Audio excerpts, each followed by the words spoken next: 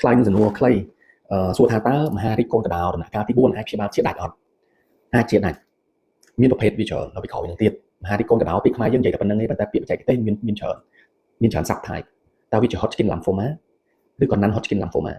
តើវា non Hodgkin lymphoma នឹងជាប្រភេទ aggressive ឬក៏ប្រភេទ chronic ប្រភេទ aggressive វាស័ព្ទ type វាអីគេជា big kid ឬក៏ diffuse large B-cell lymphoma ឬក៏ follicular lymphoma ឬក៏ជាអីហើយវាជា T cell lymphoma ឬក៏ B cell lymphoma ឬ NK cell ឬក៏ B phenotype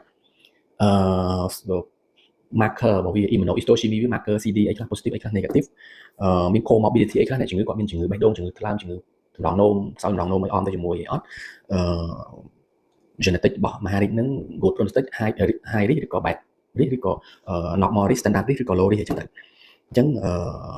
មានកត្តារួមផ្សំច្រើនដែលឆ្លើយថាអាចជាដាច់ឬអត់អញ្ចឹងជារួមមហារីកអីក៏ដោយរួមទាំងមហារីកកូនកដោដែលសួរនឹងផងគឺឃើញផ្លែកឆាប់មកពេទ្យឲ្យលឿនរោវាឃើញកាន់តែលឿនដំណាក់កាលកាន់តែដំបូងឱកាសជាដាច់កាន់តែខ្ពស់ចាយលុយតិចប្រើថ្នាំតិចទុកដល់ដំណាក់កាលកាន់តែខ្ពស់ឱកាសជាដាច់នៅមានតែវាតិចហើយពេលខ្លះត្រូវប្រើថ្នាំថ្លៃប្រើថ្នាំច្រើនប្រើថ្នាំអីចឹងទៅ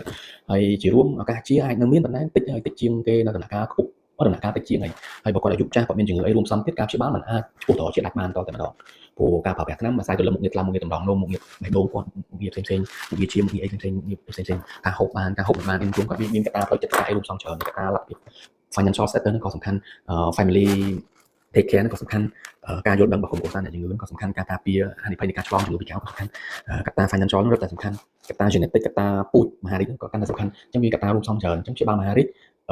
គូពេទ្យបូកផ្សំកត្តាទាំងអស់ហ្នឹងរួមផ្សំចូលគ្នាគូពេទ្យប្រជុំគ្នាតាមជំនាញគូពេទ្យហ្នឹងប្រជុំមួយគ្រួសារអ្នកជំងឺប្រជុំមួយគូពេទ្យជំនាញគ្នាគាត់ដើម្បីរកវិធីណាគួរព្យាបាលវាមិនដែលអាចឲ្យឱកាសជាបើអត់ជាទេអាចពជាជីវិតវាមិនឲ្យអស់លុយតិចហើយបានផលច្រើនជិតចិត្តច្រើនយ៉ាង